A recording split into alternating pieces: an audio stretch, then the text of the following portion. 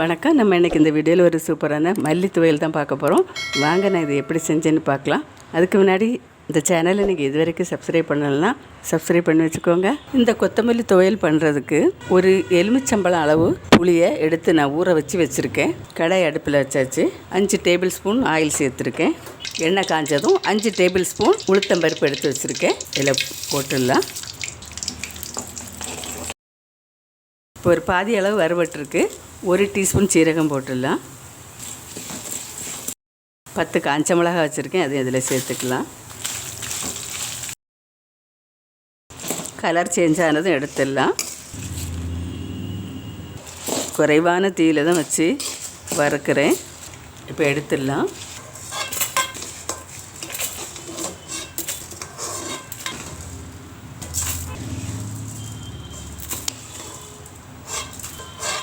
இப்போ வறுத்து எடுத்தாச்சு.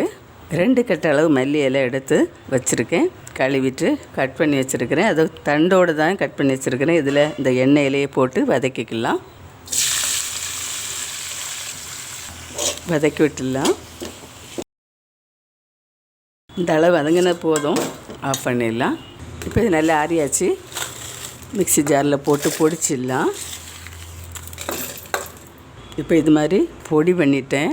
வதக்கி வச்சுருக்கிற மல்லி இலையை இதில் போட்டு அரைச்சிக்கலாம். எடுத்து வச்ச புளியில் உள்ள அந்த ஓடு அந்த மாதிரி சின்ன நார் மாதிரியெல்லாம் இருந்துச்சுன்னா அதெல்லாம் நல்லா பொறுக்கி எடுத்துட்டு இதில் சேர்த்துக்கலாம். தண்ணி ரொம்ப சேர்க்க வேண்டாம். இதில் நான் ஊற வச்ச தண்ணி மட்டும்தான் சேர்த்துருக்கேன். இது கூட மல்லி இலையும் சேர்த்துடலாம்.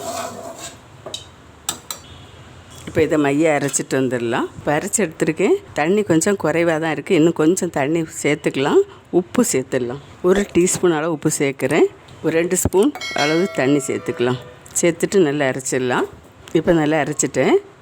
இதை தாளிச்சிடலாம். இப்போ அதே கடாய் அடுப்பில் வச்சுட்டேன். 2 டேபிள் ஸ்பூன் அளவு ஆயில் சேர்த்துக்கலாம். இது தாளிக்கணும். அது கலர் கொஞ்சம் சேஞ்ச் ஆகி நம்ம வதக்கி எடுக்கணும். கொஞ்சம் ஆயில் இருந்தால் தான் நல்லாயிருக்கும்.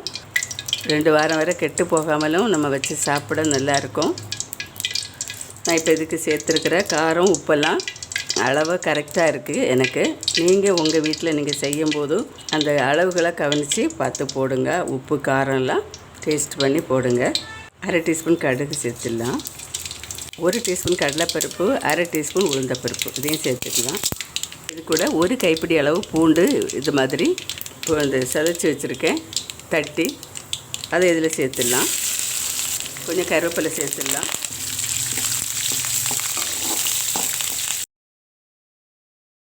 இந்த எண்ணெயில் இது கொஞ்சம் வதங்கட்டும். கலர் சேஞ்ச் ஆக வேண்டாம். கொஞ்சம் வதங்கினா போதும். பச்சை வாசம் போயிடணும். இப்போ நம்ம அரைச்சி வச்சதை எடுத்து போட்டுடலாம். இப்போ நல்லா வதக்கி எடுத்துடலாம். இப்போ இதோட ஜார் கழுவின தண்ணி கொஞ்சமாக இதை சேர்த்து விட்டுடலாம். காரம் உப்பெல்லாம் டேஸ்ட் பார்த்துக்கோங்க. இது சாதம், இட்லி, தோசை எல்லாத்துக்குமே சூப்பரான சைட் டிஷ்ஷாக நம்ம எடுத்துக்கலாம். சூப்பராக இருக்கும் சாப்பிட. பாருங்கள், சூப்பராக ரெடி ஆகிட்டு இவ்வளோதான். ஆஃப் பண்ணிடலாம். சாதத்துக்கு, இட்லி, தோசை எல்லாத்துக்குமே தொட்டு சாப்பிட பிசைஞ்சு சாப்பிட்லாம். சாதத்தில் ரொம்பவே நல்லாயிருக்கும். நீங்களும் வீட்டில் இது மாதிரி ஒரு தடவை ட்ரை பண்ணிவிட்டு கமெண்ட் பண்ணுங்கள், லைக் பண்ணுங்கள், ஷேர் பண்ணுங்கள், சப்ஸ்கிரைப் பண்ணுங்கள். நன்றி. God bless you.